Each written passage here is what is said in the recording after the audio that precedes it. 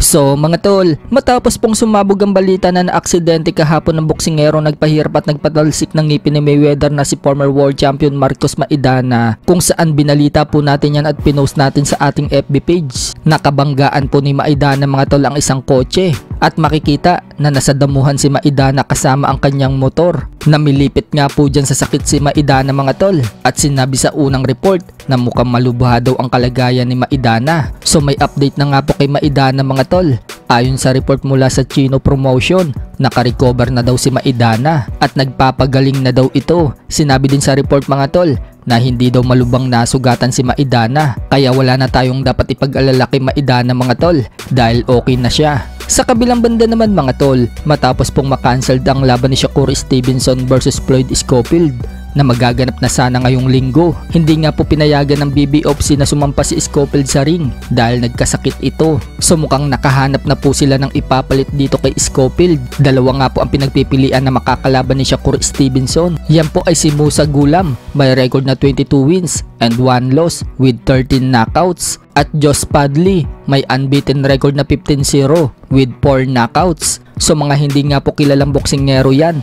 Kaya sinasabi po ng karamihan mga tol, easy fight na naman umano yan para kay Shakur Stevenson. Samantala, banas na banas naman po ang tatay ni Schofield dahil sinet up daw ng kampo ni Stevenson yung anak niya. Kaya daw ito nagkasakit. Nilason nga daw yung anak niya sa pamamagitan daw ng pagmamassage kay Schofield ng masahista ni Shakur. At ang hinala nga po ng tatay ni Schofield, yung cream daw na inilagay ang dahilan kung bakit daw nagkasakit si Schofield. Sa sobrang takot nga daw nitong si Shakur sa prospect, sinet up daw nito ang anak niya para hindi daw matuloy ang laban. Wika pa nga po ng tatay mga tol, kakarmahin daw itong si Shakur Stevenson sa ginawa niya. Mas lalong kinakainis pa ng tatay ni Schofield na kumakalat na balita na natatakot daw yung anak niya dito kay Shakur. Kaya buwelta ng tatay ni Schofield, wala daw matatakot dito kay Shakur na parang unan daw ang kamao. So parang sinasabi dyan mga tol na napakalambot ng kamao ni Shakur. Nagpasalamat naman po yung tatay ni Schofield kay Torque Alalsik na dinala ang anak niya sa hospital.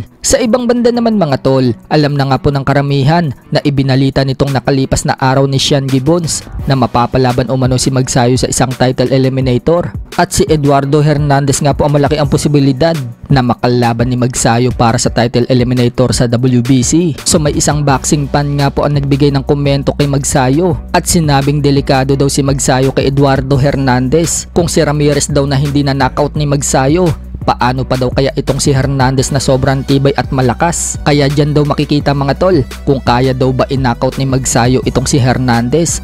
Kapag hindi daw yan na-knockout ni Magsayo at umabot ng desisyon, alam na daw kung sino ang mananalo sa dalawa. So sinagot nga po ni Magsayo mga tol ang komento na yan at sinabi niyang let's see. So makikita naman ngayon na grabe ang pag-iinsayo ni Mark Magsayo at ready na ito lumaban.